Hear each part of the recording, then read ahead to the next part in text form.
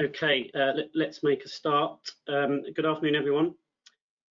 Thanks for joining us for another Beale & Co webinar, this one entitled Contractual Considerations in 2021, A New Landscape, the final webinar of our current construction winter webinar series. We are delighted to have so many attendees with us today. My name is Will Buckby, and I am a partner at Beale & Co, and I lead our contracts and project advisory team. I'm joined today by my colleague, Robert Read, an excellent associate in the team. For those of you who are less familiar with us as a firm, and apologies if you've heard this before on our other webinars, Beale & Co is a specialist law firm in the field of international construction and insurance law. We have provided advice relating to complex projects and disputes around the world for over 50 years. We work with construction professionals, contractors, developers, investors, employers, and importantly, their insurers, providing a full project service. Beale & Co now has over 100 lawyers spread across offices in the City of London, where I'm usually based, and so is Robert, Bristol, Dublin, and United Arab Emirates. Please do visit our website or contact me or Robert should you require any further information. So, the purpose of today's session is to focus on the current contractual climate in which consultants find themselves, and to consider what consultants need to watch out for and what steps they need to take in the context of their appointments. For the attendees today, whether you're a consultant, contractor, employer, or insurer, we hope this session provides a market overview for you all. The webinar is intended to take a step back and look at the contractual framework as it stands today, 2021, and perhaps focus on bespoke appointments. What we can say with some certainty is that the contractual landscape has unfortunately been hardening in recent years. In addition, the professional indemnity insurance market has also hardened, with cover being limited in areas such as in respect of fire safety, ACMs and combustible materials, amongst others. And to top it off, in the last year, we've had obviously the implications of the Covid19 coronavirus pandemic and the Brexit transition period coming to end. So what a year, I hear you say with that introduction. In this webinar, we will firstly provide an overview of the current insurance and contractual climate. Then secondly, we will come on to look at some of the specific considerations arising out of the current climate, with a focus on professional appointments. Robert and I are going to pick some key areas of a consultant's appointment to discuss. There are clearly others, but in the time provided, we want to focus on those as provided on the slide in front of you. We will then propose some practical risk mitigation suggestions for consultancy practice to consider. This session is all about risk management in 2021, which on reflection probably should have been or would have been a more apt title for this webinar. Time allowing, there'll be an opportunity for you to ask questions, and as before, you can raise these during the webinar on your GoToMeeting page. Should be on the right hand side of your screen as it is on my computer. There's also a right to ask questions via the app. And if we don't have time to progress through the questions, which is quite often the case, unfortunately, we'll deal with these after today's session. The webinar is being recorded, and we will circulate a copy of the slides after this session. So, firstly, an overview of the current contractual climate. Now, as I said, 2020 was quite a year for us all, and there have been specific consequences for consultants in respect of their professional appointments. In our view, in the current environment, appointments are becoming more onerous. We can say that with some certainty. This is both in terms of, firstly, a mismatch with typical requirements of PI insurance as is currently available, and we'll come on to that in a lot more detail. And secondly, generally, the amount of risk and responsibility which consultants are being asked to take on has shifted and continues to do so. The trend of onerous appointments has perhaps developed since, in my view, the 2008 recession, when work for consultants became scarcer, clients became more sophisticated and more risk adverse, creating perhaps an environment where clients were able to propose and consultants and contractors felt pressured to accept more onerous terms.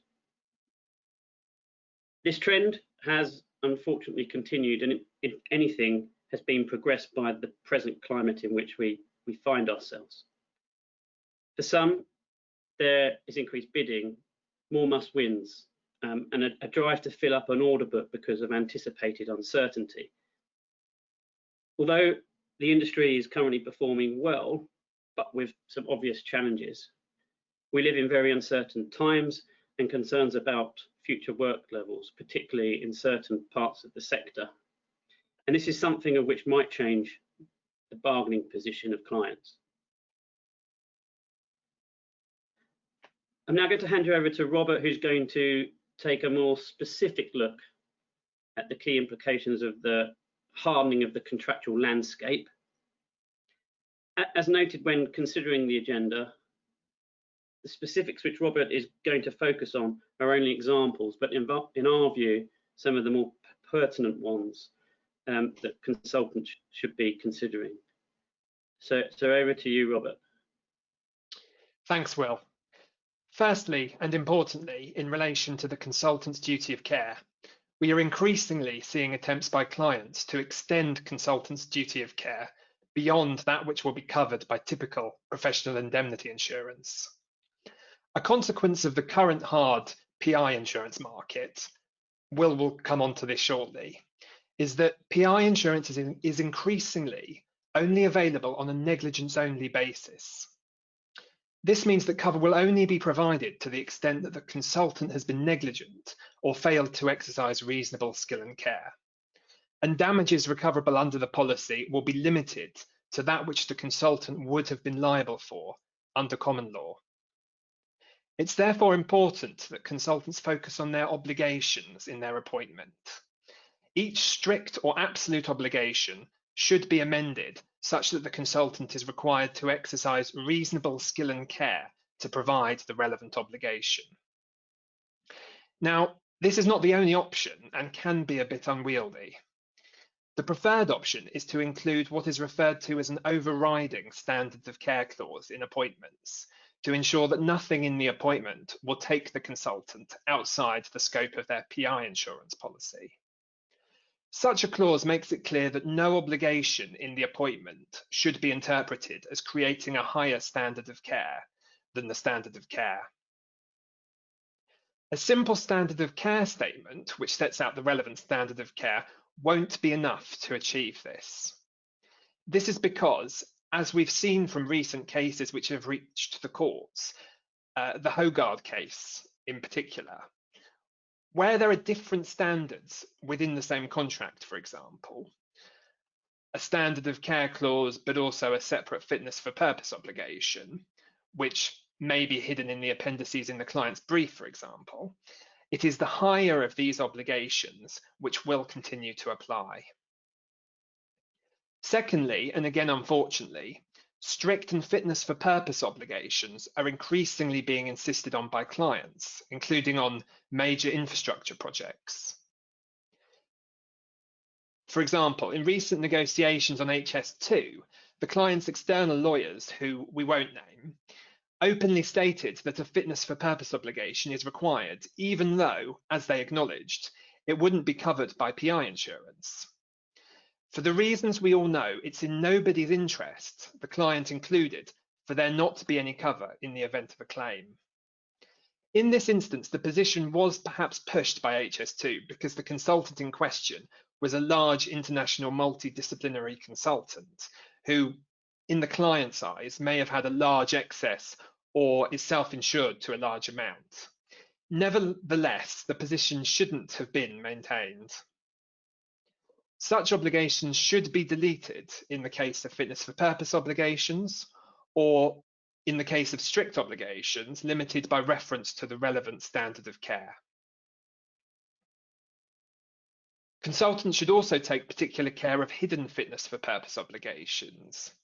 So by this, we're referring to fitness for purpose obligations which may not use the words fit for purpose, but which nevertheless create a strict obligation to achieve a specified result, such as an obligation to comply with the client's requirements, or a requirement that services be performed to the satisfaction of the client, as well as fitness for purpose obligations which are hidden away in an appendix, such as in the client's brief, for example. Still dealing with the consultant's duties, we are also seeing a greater shift of responsibility onto consultants.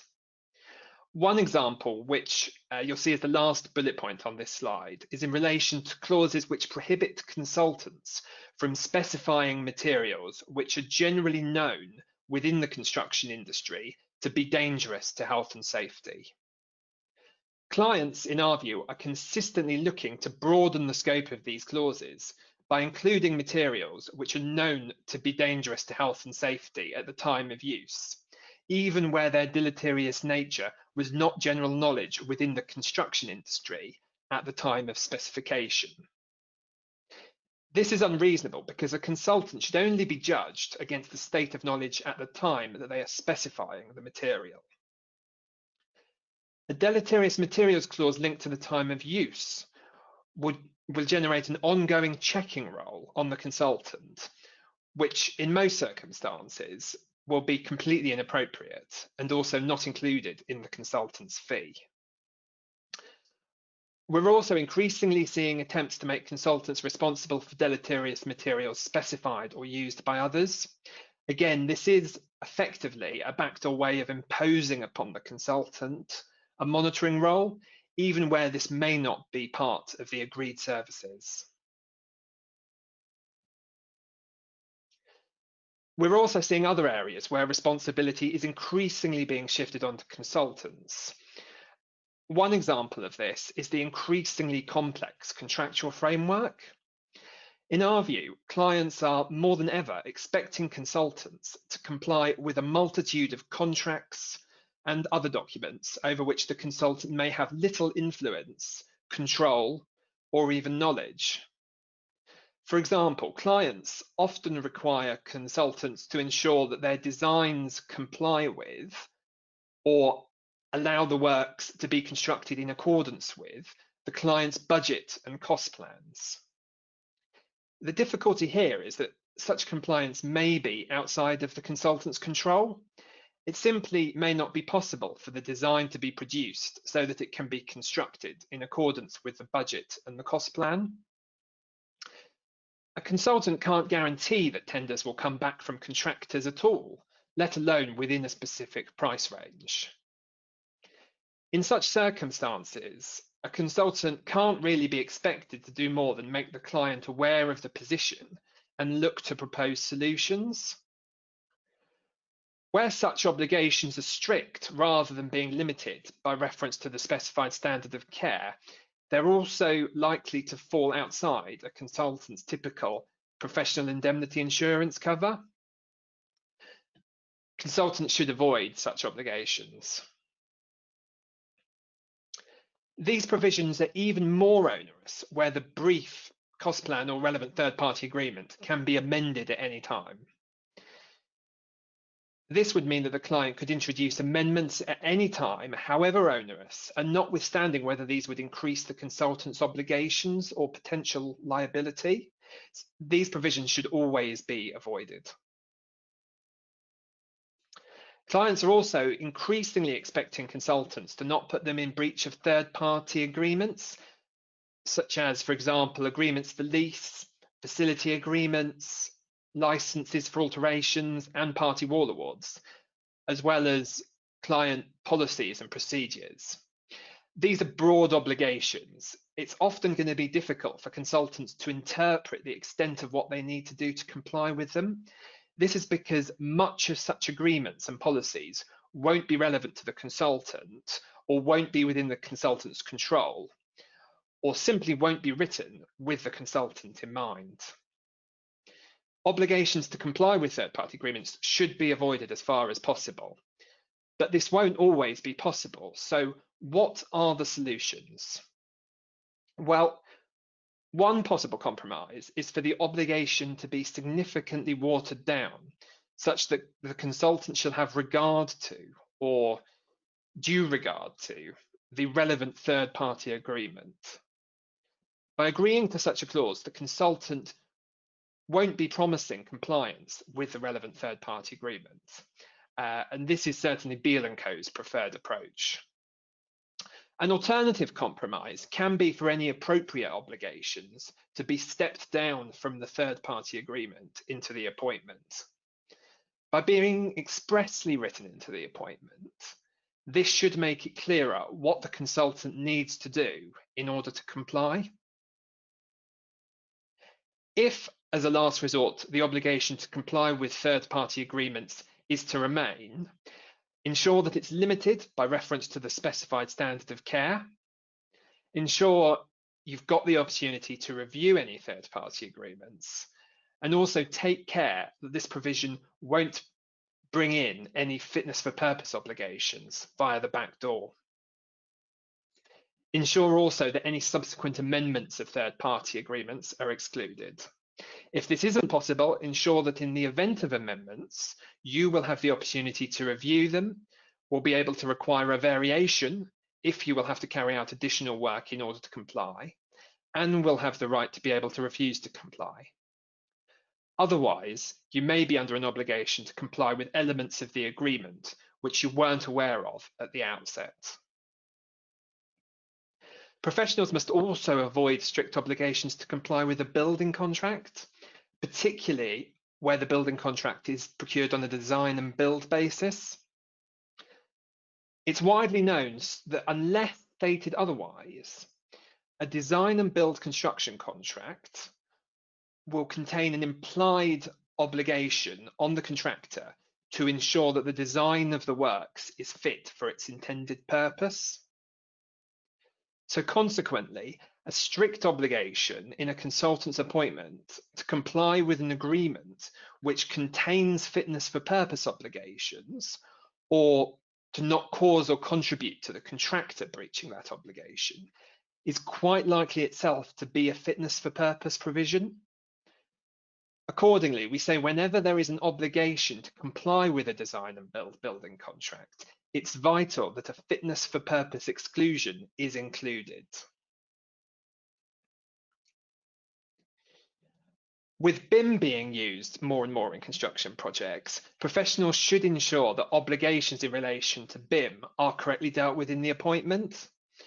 On projects where BIM is being used, there is still a tendency for contracts to fall through the gaps, particularly where the project team is using BIM, but the client hasn't required this at the outset, or has simply said that it just wants BIM and not defined what it means by this.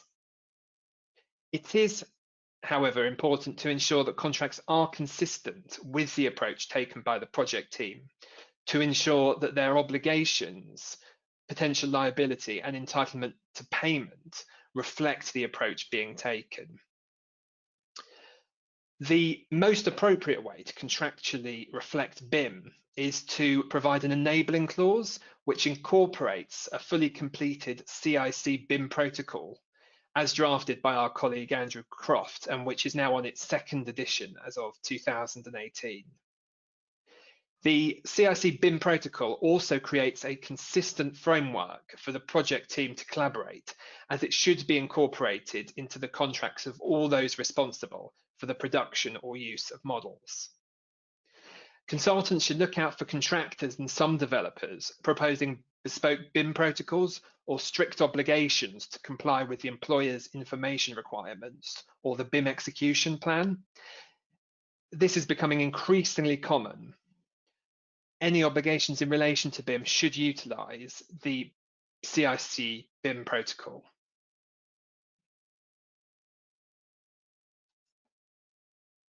Now, if you're a sub-consultant, you may be required to be under an obligation not to put the main consultant in breach of its consultancy agreement with its client. In our view, this is now very much market standard. You're unlikely to be able to avoid this entirely, but again, you will need to be able to review that consultancy agreement to ensure that it doesn't contain any element which it's inappropriate for you to take on, or which is incompatible with your insurance. And if it does contain any such element, ensure that this is excluded. Any duty to comply with the main agreement should also be limited to reasonable skill and care. Next, I'm going to move on to look at recent trends in payment provisions in professional appointments in the current climate. The theme continues. Clients are often looking to impose onerous payment obligations, such as, for example, long payment periods, despite the increased scrutiny on payment practices within the construction industry in recent times, in a drive to improve cash flow within the industry. Consultants should ensure that payment terms are reasonable.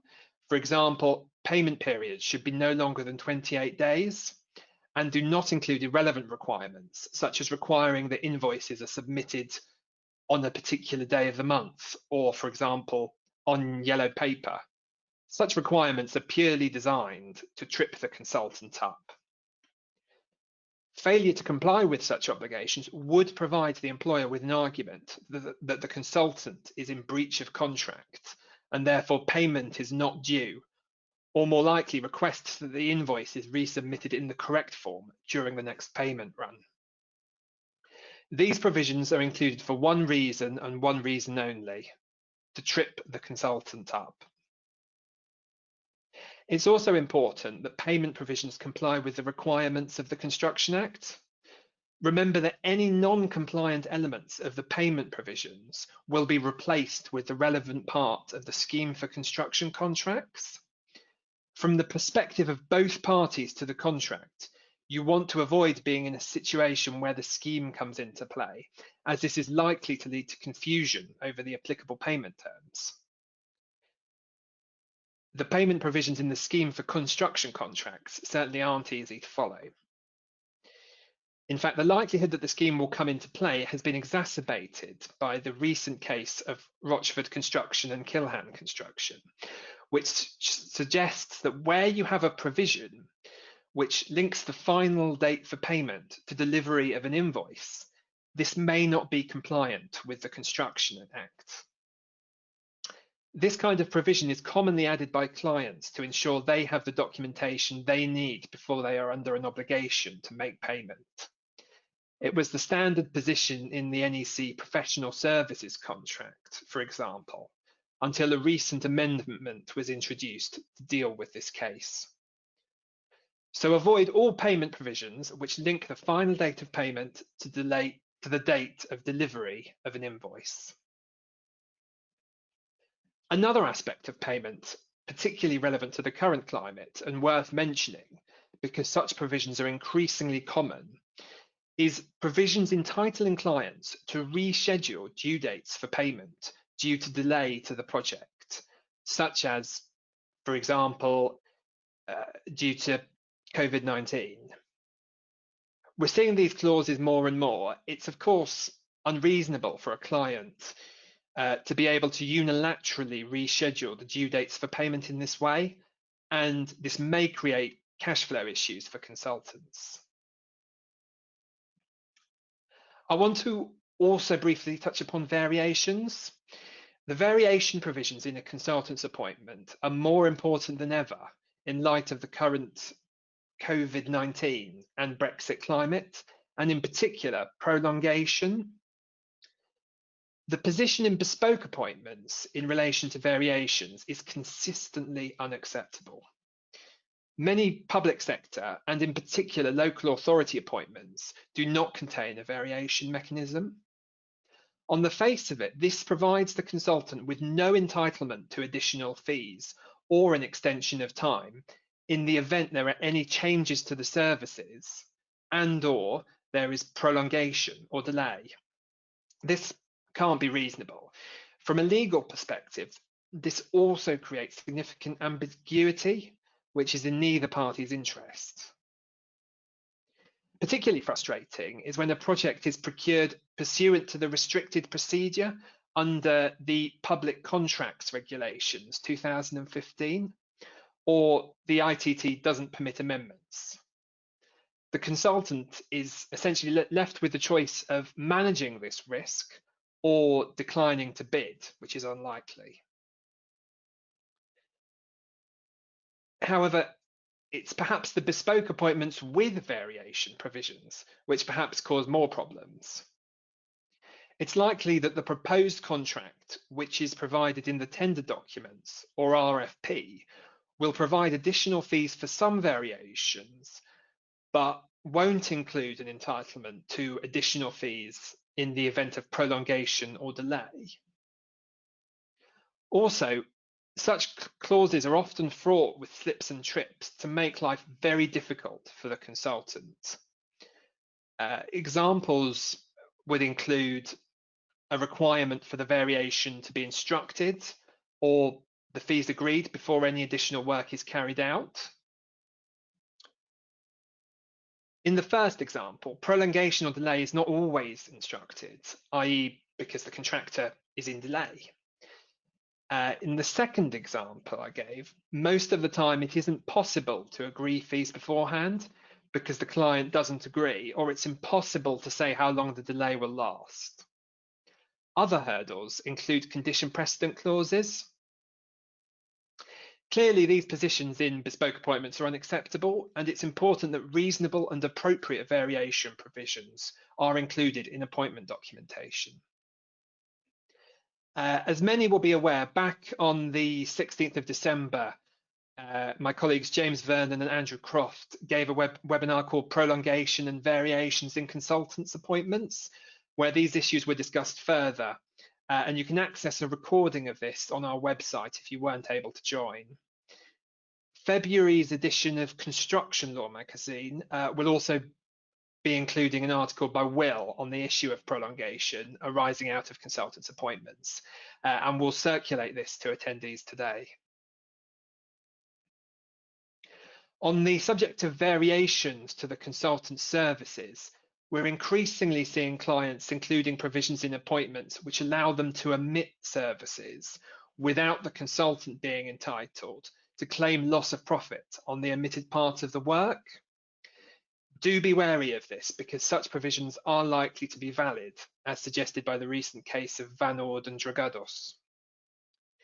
Now I'm going to hand back to my colleague Will, who's going to highlight for us the implications of the current climate on obligations to maintain PI insurance in professional appointments.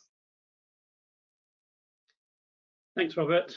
So now on to the current hardening insurance market, and an important issue for all of you. As we have noted, in addition to the hardening of the contractual market, which Robert has outlined through some of his examples, there's also been a hardening of the PI insurance market, which is having a significant impact on the industry and which cannot be ignored when considering your contracts. For those of you who've been involved in professional indemnity insurance renewals recently, you'll be very aware of the challenges being faced. So what is the background and what are the reasons to this? In 2017, we obviously had the Grenfell Tower tragedy and the increase in fire safety cladding claims. In 2018, as a result of significant losses within the insurance market, Lloyd's carried out what they called the Decile 10 reviews. These required syndicates with 3 consecutive years of losses to produce a remediation plan, and also indicates, regardless of their performance, to submit plans for the worst performing 10% of their business. They identified that the second to worst performing class of insurance business was the non-US professional indemnity insurance. Now, this has led to big changes among insurers' underwriting strategies. It has led to some insurers being excluded from writing business, as well as an increase in rates for others. Those professional indemnity insurers that had the option to remain have either decided themselves to pull out of the PII market altogether, place restrictions on cover, or increased insurance premiums. Reports suggest that between November 2018 and May 2020, capacity in the UK professional indemnity insurance market approximately halved, which is a significant fact. And now we say there doesn't appear to be much end in sight of this trend, what with Brexit, Covid-19, as well as a very recent Supreme Court decision in relation to business interruption policies. This is not going to help the situation further. So what are the consequences of this hardening PII market? And as I said earlier, those involved in professional indemnity insurance renewals will be well aware of some of these consequences. Put simply, there's less cover available on a more restricted basis and at a greater expense. For example, professional indemnity insurance is increasingly only available on a negligence basis. So in other words, as Robert has mentioned, such a policy will only respond where all the elements of a claim in professional negligence are able to be demonstrated against the insured, and will not respond to any additional contractual liability which the consultant has agreed to take on. Equally, increasingly so, I think, for architect firms, cover is more likely to be on an aggregate basis rather than on an each and every claim basis, so that once the pot has been used for the relevant period, the relevant policy period, no more claims will be covered by the policy regardless of their value. We're also seeing a broader range of exclusions and limitations, particularly in relation to fire safety and cladding following the Grenfell Tower tragedy, and the increase of fire safety and cladding claims which has followed over the course of subsequent years. These exclusions are now market, and I think we can say that with some confidence. The impact of the hardening of the PI insurance market goes beyond the terms of which such insurance is typically available. Generally, as I've said, premiums are on the rise, which is making the cost of such insurance challenging for many businesses. With fewer insurers in the PI insurance market, there are also fewer options for insurers and ultimately less competition. Now, on the two slides to follow, this one and the next one, there are a couple of examples of exclusion clauses in professional indemnity insurance policies relating to fire safety and cladding, which we have come across. We've seen many in the last year. The key message here is that the exclusions are very wide. So this first one will exclude from the policy anything relating to, firstly, any cladding system or cladding material which contains any ACM, and additionally any combustibility or fire safety requirements of a number of different elements of buildings. In fact, covering the majority of elements of a building around which fire safety claims usually centre, so a fairly broad exclusion clause. And then the second one, which will exclude from coverage any claim or circumstances relating to the combustibility or fire protection performance of all facade materials, including associated core filler, signage and insulation. Perhaps not as broad in certain respects as the previous clause, but still excluding from coverage key areas where we have seen an increase in claims within the construction industry in recent years. And importantly, in respect of which construction professionals should want to see they are covered. Wording differs from policy to policy and insurer to insurer, but we're consistently seeing wide exclusions, and some much wider, in fact, than set out on these two slides. I spoke at the start about this session being about risk management. So what actions should consultants take in relation to their appointments in light of this hardening of the PI insurance market? That's the key question, and an area that Beale & Co have provided significant advice on in recent months. The starting point has to be to carry out a full policy review through your brokers and legal advisors. PI policies are changing. Clearly, moving forward, you should ensure that any obligation to maintain PI insurance in your appointments is consistent with your current policy, and that should include any new features such as fire safety exclusions or limitations. Requirements to maintain unreasonably high levels of insurance should be avoided, even where they are consistent with your current policy. It's just because you maintain insurance at a certain level now doesn't necessarily mean that you will wish to or will be able to in the following years if it were to become too expensive to do so, for example. It's vital that you ensure that any obligation to maintain a certain level of professional indemnity insurance is subject to such insurance being available at commercially reasonable rates and terms. We know that language well. And we've seen the importance of this in the current climate where policies have become more expensive and more restrictive. What may be reasonably obtainable in terms of insurance one year may not be so easily obtainable the next. And where you are passing on elements of your services to sub-consultants, also check their current professional indemnity insurance details, certificates, and ensure that what they're saying remains consistent with their obligations under the sub-consultancy agreement. Much of our requests for advice to date have been around a consultant's renewal and their new professional indemnity insurance and the issues that flow from that.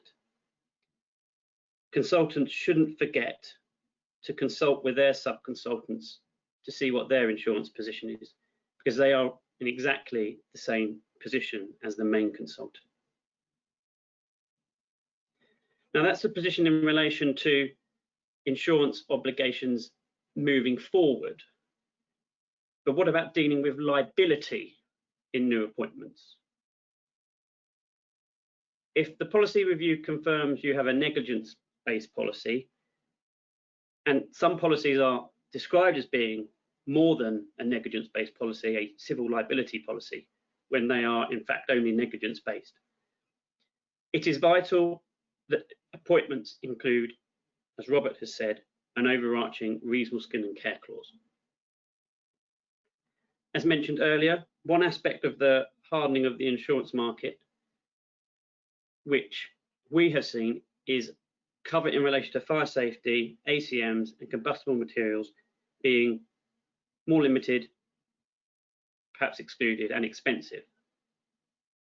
There are a number of different ways in which cover for fire safety, ACMs, and combustible materials may be excluded or limited under your policy, and we've listed some of these on the slide.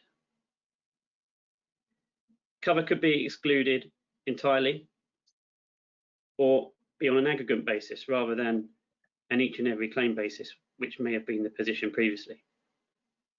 Cover may be for repair costs only, with cover for any indirect or consequential losses being excluded. High excess may apply.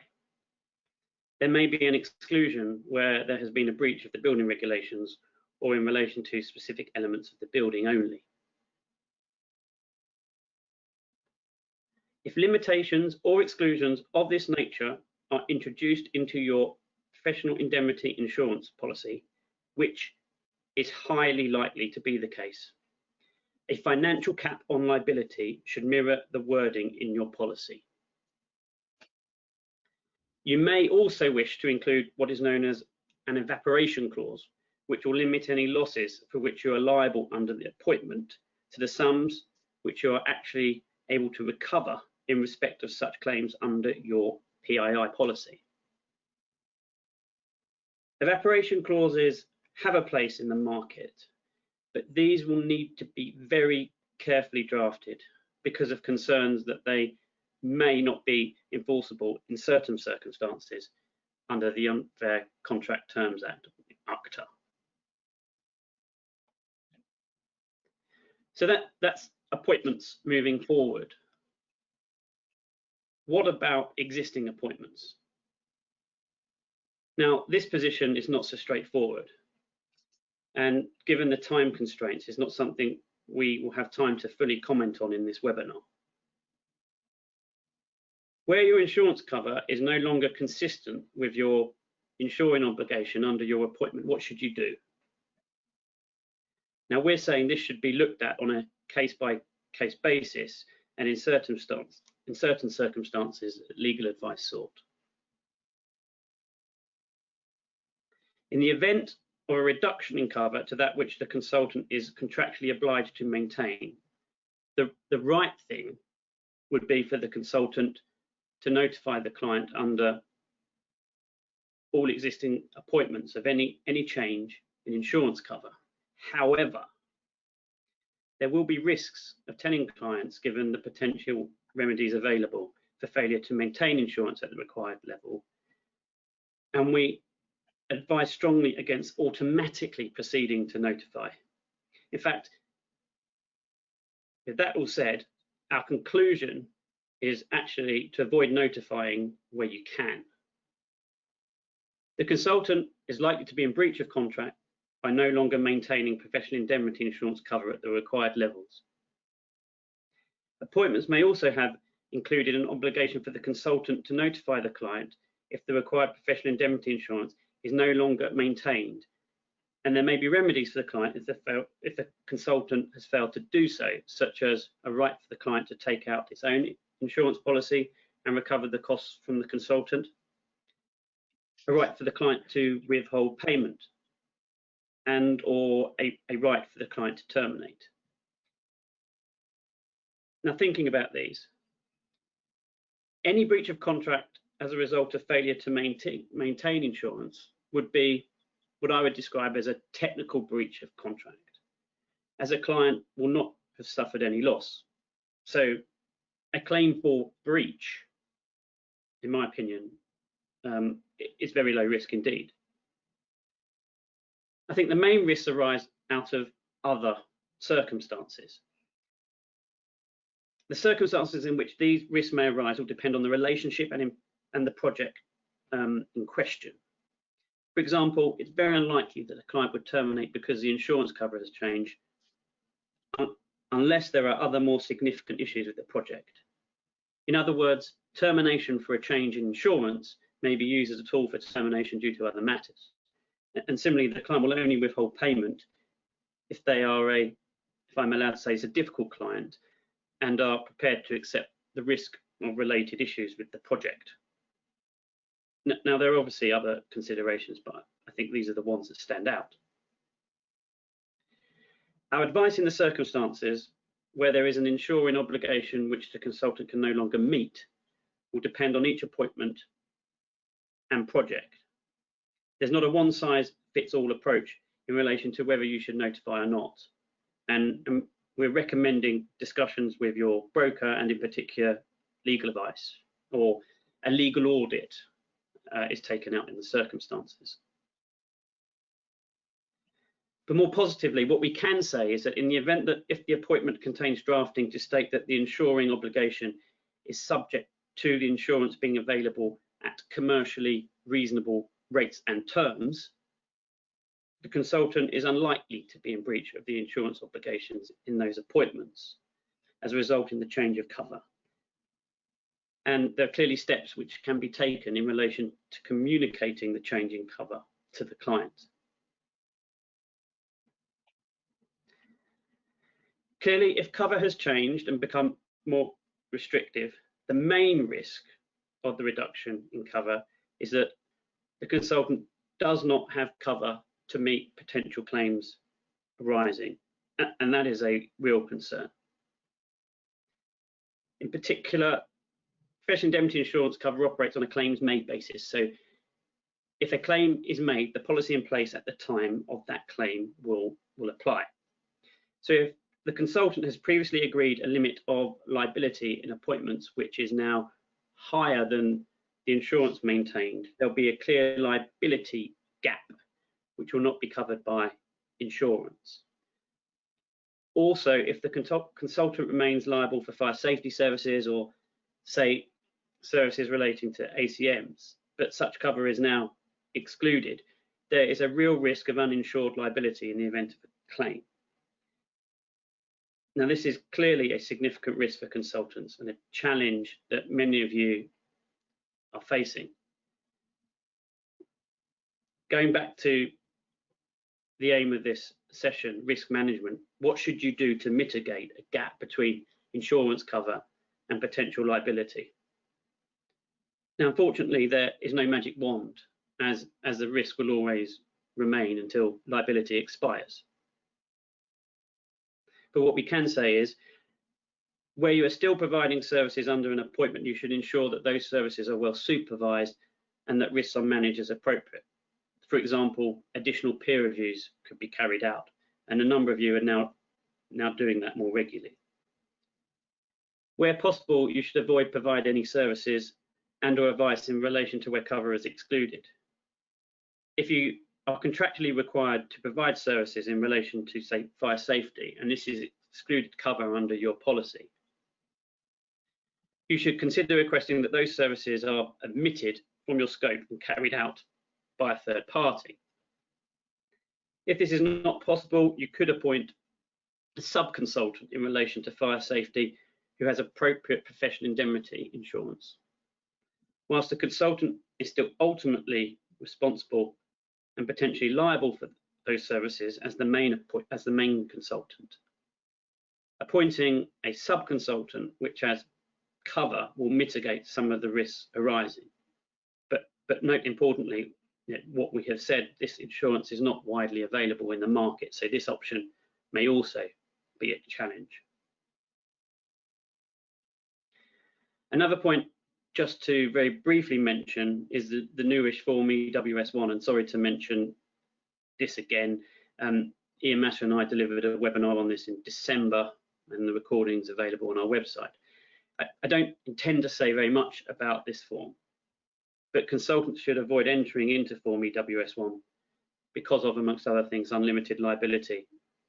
And most insurers are now saying any liability arising will not be covered. If you need more details on this, reach out to me and Robert, and we can discuss further. So I'm now going to hand you back to Robert, who will consider current trends in respect of financial caps in the current climate. Thanks, Will. So what are we seeing currently in terms of financial caps in professional appointments, given the current climate? Of course, it's always important for consultants to include an aggregate financial cap in their appointments, such that they won't be exposed to the liability at higher levels than will be covered by their PI insurance. However, clients are increasingly seeking to undermine the desired protection of an aggregate limit of liability. And we've included in this slide just a few examples of the ways in which clients are doing this. We're seeing increasingly wide carve-outs, such as the exclusion of any liability covered by insurance, such that the pot created by the limitation of liability would effectively be for uninsured risks only. As a consultant should be looking to avoid liability for uninsured risks, this creates a significant chink in the armour of the financial cap. Another increasingly common carve-out from limitations of liability is the exclusion of claims where there's been a willful default on the part of the consultant. This isn't a helpful distinction to introduce, as willful default doesn't have any particular meaning under English law.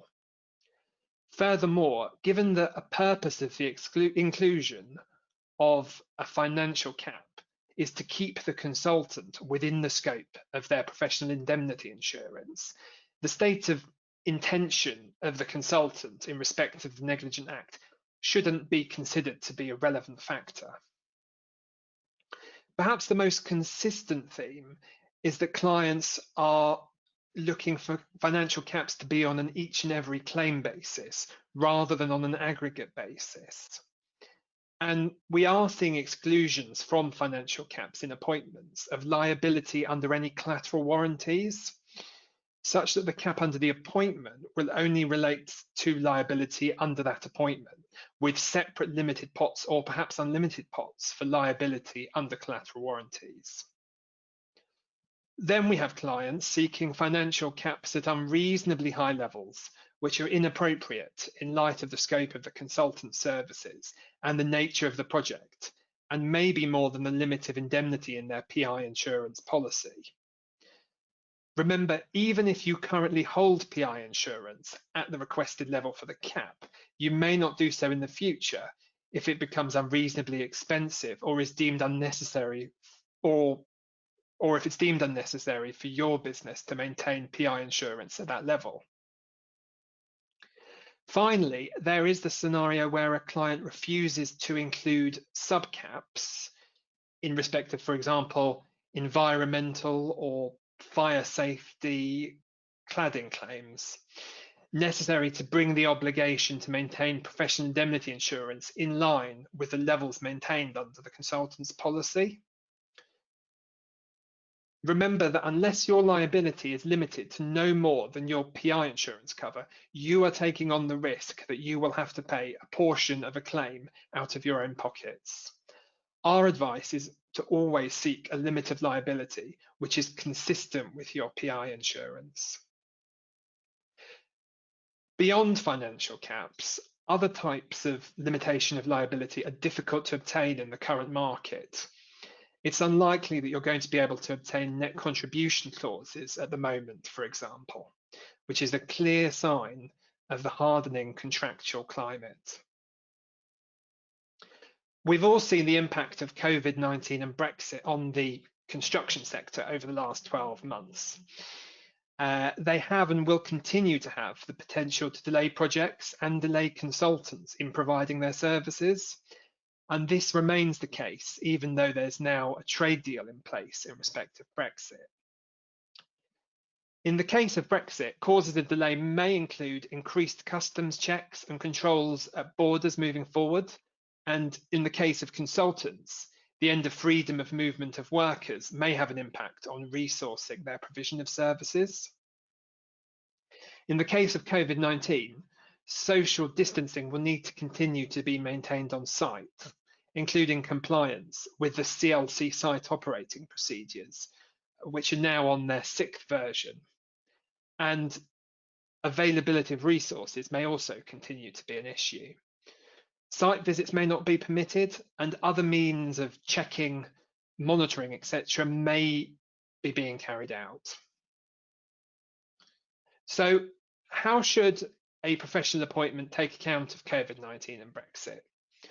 Well, consultants should ensure that the terms of any new appointments they are negotiating make specific provision in the event of prolongation. In other words, in the event that the period during which the consultant is providing services is prolonged due to the project being delayed or suspended due to Brexit or COVID-19. In such circumstances, the consultant should be entitled to additional fees to take account of the longer period of time over which the consultant has had to perform the services, and to compensate it for the additional costs which it will incur as a result.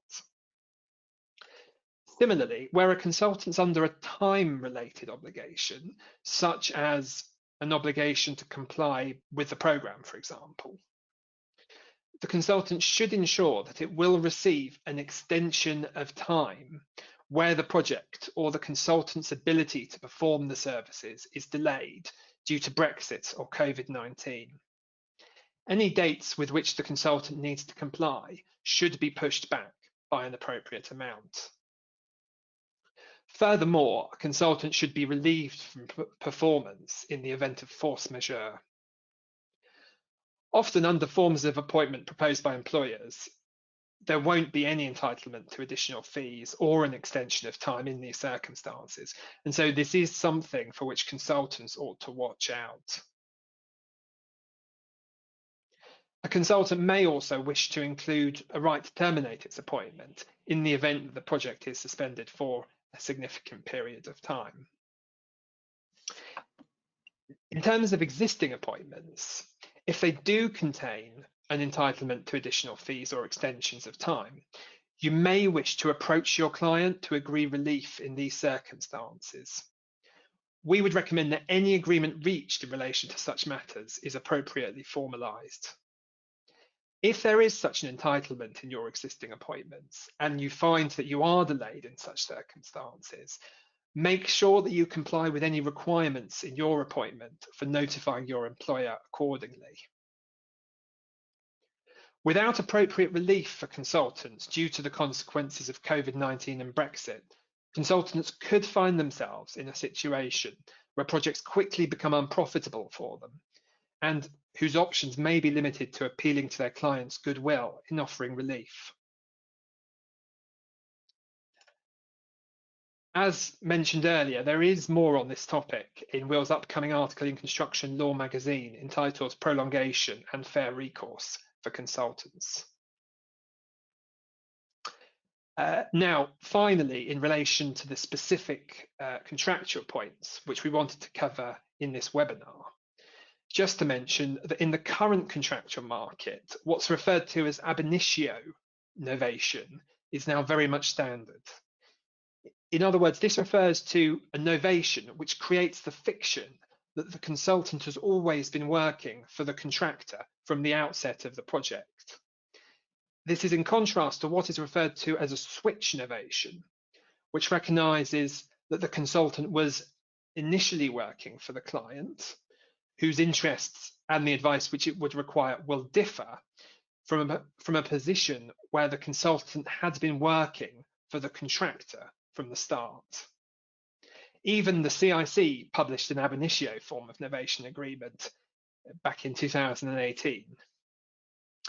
Another point just to briefly mention on novations. Be wary of contractors increasingly looking to avoid being on the hook for fees outstanding to consultants at the point of novation. It should be clear in your novation that the contractor is taking on responsibility for any outstanding fees. So, what are the practical risk mitigation actions we would recommend that you take in respect of your contracts, given the current contractual and insurance climate? Some of these points that I'm going to make now are very obvious, but it is amazing how many times these measures don't take place. Firstly, read your contract terms so that you're aware of what you're signing up to. Secondly, get your contracts reviewed to ensure that your appointments mirror your professional indemnity insurance policy, and to make sure that they won't put you outside of the scope of that policy and that they won't create any other issues for your practice, including those issues that we've looked at today. A policy review can help with this exercise. It's a good idea to have a law firm on a retainer to undertake these reviews for you. In fact, informing your broker that you have such a retainer in place could give you access to more favourable premiums as a result of the risk management steps that you've taken. Thirdly, ensure that appropriate peer review and work supervision is taking place to reduce the likelihood of any claims being made against your practice. This is, of course, more difficult in the current climate with remote working, but such risk management must continue. Fourthly, be prepared to walk away from work where, on a cost-benefit analysis, the risk under the contract outweighs the benefit of that work to your practice. Finally, don't just leave your contract in a drawer, use it to help you navigate your project. Now back to Will. Thanks, Robert. I'm very wary of the time, so some final points from us. I've spoken at length, I think, about the hardening insurance market, particularly in light of restrictions or exclusions relating to fire safety and cladding. And we wanted to discuss this in a reasonable amount of detail today. On the slide in front of you are a number of risk management areas which can be taken in the circumstances with a particular focus on fire safety, ACMs, cladding. The steps in front of you are taken from our fire safety flyer, which some of you have already received and will distribute following this webinar. We've mentioned some of the risk management measures already, and they include, obviously, an overview of your PI cover, including limitations in respect of fire safety, a legal audit of completed and current projects from which fire safety liabilities arise to ascertain exposure, advice on steps to take where cover is no longer as wide as agreed in contractual documentation should you tell your client, the preparation of standard clauses for inclusion in appointments and contracts to ensure consistency with PI cover. Given the current climate, this work is keeping the Beale & Co contracts and project advisory team busy at present, and I expect in-house legal teams and risk advisors as well. Risk management, I think, is going to be vital in respect of 2021 and in relation to the change in landscape that we are seeing. So we're at the end of the session today. Thank you everyone for listening. Time for some conclusions, and these will be brief. Without being too negative, this is a challenging time, obviously, for consultants. Both the contractual and insurance markets have hardened, with more onerous appointment terms becoming commonplace and reduced availability of insurance. Brexit, Covid19, fire safety, cladding, there are others, will continue to be key risks moving forward, and therefore, as I've said, risk management is going to be key. Do consult your lawyers, your brokers in relation to how to manage risk in 2021. Just quickly over to Robert on a few closing remarks. So, given the time, I'm afraid we haven't had time to deal with the questions raised. As was mentioned at the start, we will circulate answers to the questions raised during this webinar. So this was in fact our final webinar in our construction winter webinar series. Follow James Hutchinson starting this journey back in November 2020. Recordings of all our webinars from this series, which are listed here on this slide, are available on our website. So please do feel free to revisit any of interest which you may have missed. We will be shortly circulating details in relation to our construction spring webinar series. So we look forward to speaking to you all then. Mine and Will's contact details will be on the next slide. Here they are. If you do need to or would like to reach out to us. So all that remains is for me to say thank you for joining me and Will this afternoon. Stay safe and enjoy the rest of your day. Thanks very much and goodbye.